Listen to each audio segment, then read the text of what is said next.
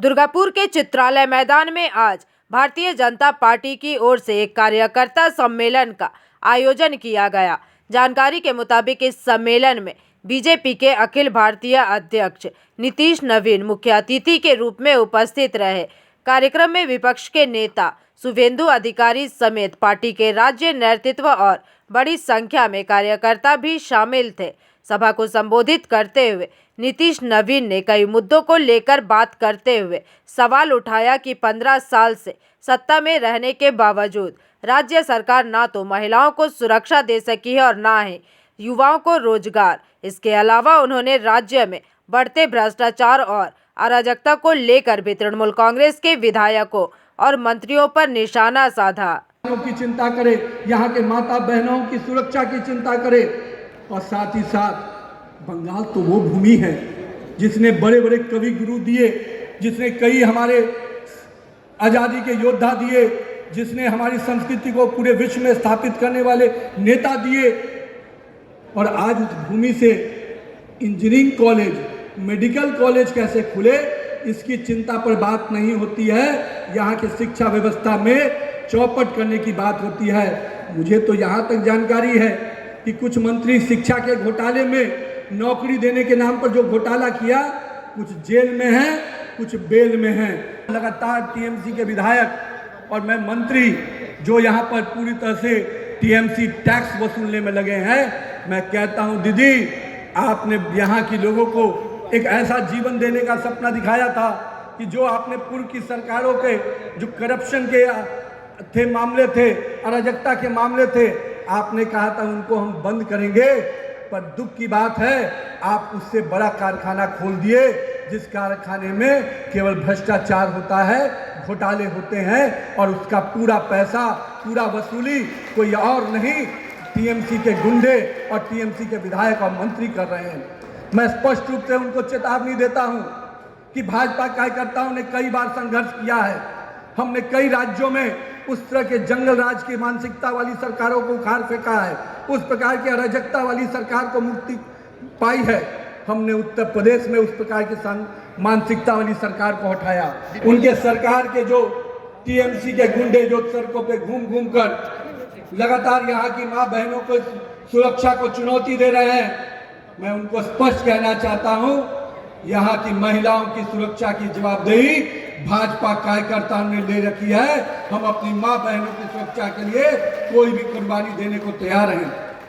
हम लोगों ने देखा इसी दुर्गापुर के जमी से उस रेप की घटना को हम याद कर रहे हैं, किस प्रकार से यहाँ की सरकार ने असंवेदनशीलता के साथ उसको देखा और यहाँ की सरकार की ओछी मानसिकता, जिहादी मानसिकता ने किस प्रकार से हमारी माता बहनों के घटना पर अपना टिप्पणी किया है।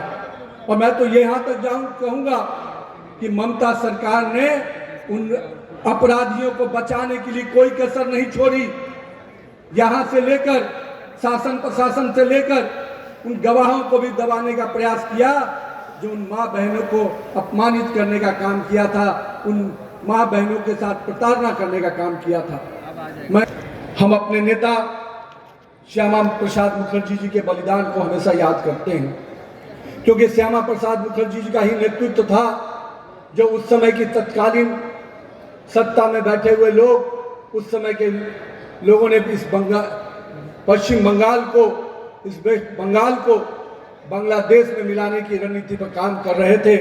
उसके खिलाफ किसी ने लड़ाई लड़ी तो हमारे नेता आदरणीय श्यामा प्रसाद मुखर्जी ने लड़ा और आज बंगाल इस स्वरूप में दिख रहा है। लेकिन मुझे इस बात की भी चिंता है मित्रों कि आज श्यामा प्रसाद मुखर्जी जी का जो बलिदान जिस कश्मीर के लिए हुआ, आज उस कश्मीर को भी संघर्ष कर अगर बचाया। এরাই ভারতীয় জনতা পার্টিকে তিলে তিলে তিলোত্তমা করেছেন।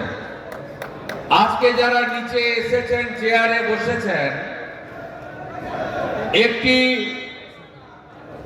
বপিত বীজকে মহিরুহে পরিণত করেছেন। আগামী বিধানসভা ভোটে বটবৃক্ষে পরিণত আপনারাই করবেন। আজকে যারা এসেছেন 21 সালে বিধানসভা নির্বাচনের পরে হয়েছেন, রক্তাক্ত হয়েছেন, মিথ্যা মামলা খেয়েছেন এবং কঠিন অবস্থার মধ্যে দাঁতে দাঁত চেপে ভারতীয় জনতা পার্টিকে আজকে এই জায়গায় নিয়ে গেছেন। আমি আপনাদেরকে সকলকে প্রণাম নিবেদন করি। আমরা যার বক্তব্য শোনার জন্য এসেছি, আমাদের ভারতীয় জনতা পার্টির নবনির্বাচিত সভাপতি এবং পরীক্ষিত নেতা, 5 বারের এমএলএ, মেদিনীপুর জেলা এবং উত্তর 24 পরগনা জেলার 11 জন এখন অব্দি দেহ শনাক্ত হয়েছে আনন্দপুরে। তারা খেতে গেছিলেন, ডেকোরেটরের কাজ করতে গেছিলেন। এখনো পর্যন্ত আরো 21 জনকে পাওয়া যায়নি। 17 জন মিসিং ডায়েরি করেছে। আমরা সবাই, আমাদের সভাপতি কালকে বলে দিয়েছেন, পুরো বিজেপি পরিবার এদের পাশে আছে, এদের সাথে আছে। তাই আমরা এমন একটা সময়ে পূর্ব ঘোষিত এই কর্মসূচি করছি। এই কর্মসূচি খুব গুরুত্বপূর্ণ। আমাদের সভাপতি দায়িত্ব নিয়ে প্রথম পশ্চিমবঙ্গে তার রাজনৈতিক সফর গতকাল শুরু করেছেন। বিমানবন্দরে আপনারা উচ্ছ্বাসের সঙ্গে ভারত মাতা কি জয় বলে তাকে স্বাগত জানিয়েছেন। কমল মেলাতে, যেখানে বাংলার হারিয়ে যাওয়া গৌরব ফিরিয়ে আনাটা, ফাইনাল ভোটার লিস্ট বেরোতে দেন। আমরা এসআইআর ইলেকশন কমিশন করে, আমরা করি না। তো আমরা বলি মৃত ভোটার, অস্তিত্বহীন ভোটার, ভুয়া ভোটার এবং বাংলাদেশি মুসলিম অনুপ্রবেশকারী রোহিঙ্গাদের নাম আমরা ভোটার তালিকায় রাখতে দেব না।